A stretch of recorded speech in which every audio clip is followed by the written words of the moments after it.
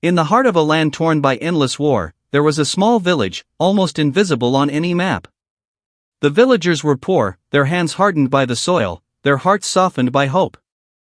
Among them lived a man named Elias, a simple farmer, known for his kindness more than his skill. But little did anyone know, he was about to change the fate of the entire kingdom. The story began one chilly morning when dark clouds rolled across the sky like silent warnings. The air smelled of smoke and fear. News had spread that the Warlord Queen, a ruthless woman whose armies crushed villages like paper, was approaching. Her soldiers were starving, desperate, and dangerous. Any village that resisted her faced total annihilation. Elias, standing in his modest field of wheat, felt a strange mix of fear and determination. He was just a farmer. How could one man stand against an army? Yet, as he looked at the parched land and the hungry eyes of his neighbors, he knew he could not just hide. The villagers needed him. That evening, as the sun bled into the horizon, Elias made his way to the village square. He spoke softly but firmly to the gathered crowd, "I will go to the Queen's army. I will feed them." The villagers gasped. "You cannot. She will burn the village. She will kill you," an elder shouted. Elias only nodded. "I have no choice. Hunger kills faster than swords." The next morning, Elias packed his cart with every grain, loaf, and vegetable he could gather. The cart creaked under the weight, but he ignored it. The journey to the Queen's camp was long, through forests that whispered of danger and rivers that seemed impossible to cross. Each step was filled with tension, for he knew the soldiers were desperate and brutal. When he finally reached the army, the scene was worse than he had imagined. Thousands of soldiers, hollow-eyed and starving, circled their fireless camp. Hunger had made them wild, their hands shaking, their morale shattered. And at the center, the Warlord Queen sat on her iron throne, her eyes sharp as daggers, her reputation of cruelty known far and wide. Elias did not bow. He did not speak. He only placed his cart at the edge of the camp and began to distribute food. At first, the soldiers hesitated. Some laughed in disbelief. A human? A mere farmer?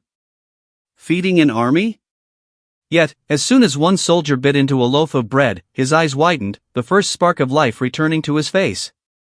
Others followed. Soon, the camp was alive with the sound of chewing and murmurs of gratitude. The Queen watched from her throne, her lips curling into a suspicious smile. "Who dares feed my soldiers without my permission?" she demanded. Guards stepped forward, but Elias remained calm.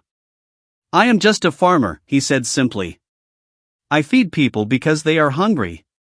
The Queen's laugh was sharp, like steel against stone. "Brave words for a man who will die by dawn." Elias only smiled. He knew something she did not: hunger can break armies, but feeding them can win hearts. Over the next few days, Elias worked tirelessly, feeding the soldiers and even helping them tend small gardens within the camp. Rumors spread among the soldiers that the farmer could make food appear from nothing. Some swore they saw vegetables grow faster where he touched the soil. Soon, the soldiers began to respect him, and even fear the power of his kindness.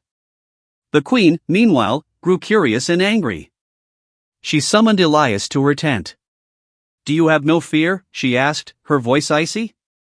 "I fear nothing more than empty stomachs and wasted lives," he replied. "You feed my enemies and yet expect to live," she spat. "I do not see them as enemies," Elias said. "Only people who need help." The Queen stared at him, her mind twisting with a mix of admiration and rage. She had conquered lands through fear, but here was a man, unarmed and humble, bending the hearts of her soldiers with kindness and courage. For the first time in her life, she felt powerless, not against swords or walls, but against compassion. Days turned into weeks. The army, once a threat to villages and towns, became nourished and disciplined. Soldiers laughed again, shared stories, and helped one another. Elias' simple acts of farming and feeding had transformed the entire camp. The Queen, unable to ignore the change, finally did something she had never done before. She walked into the fields Elias had planted, her armor clinking, her expression unreadable. "Teach me," she said quietly. Elias looked up, surprised. "Teach you?" Yes, she said. Teach me how to feed, not destroy. Show me how power can come from life, not death. And so, the Warlord Queen, once feared across the kingdom, bowed not out of submission, but out of respect. She knelt in the dirt beside Elias and helped plant seeds. Soldiers watched in awe as the unthinkable happened, a ruler learning from a simple farmer. Elias continued his work, traveling between villages and armies, spreading hope and food wherever he went. The legend of the human farmer who fed a starving army spread far and wide, reaching even the ears of kings and queens in distant lands. People marveled at how one humble man had changed the course of war with nothing but kindness and courage. The once feared Warlord Queen became a ruler known not for her cruelty, but for her surprising generosity. And she never forgot the lesson Elias taught her, that feeding a hungry heart is stronger than striking 1,000 swords. Years later, children in villages would point to the fields where Elias worked and say, "This is the land of the man who fed an army. The man who made even a queen bow." And though Elias never sought fame or glory, his story lived on, proving that even in times of fear, one person's courage can feed not just bodies, but hope itself.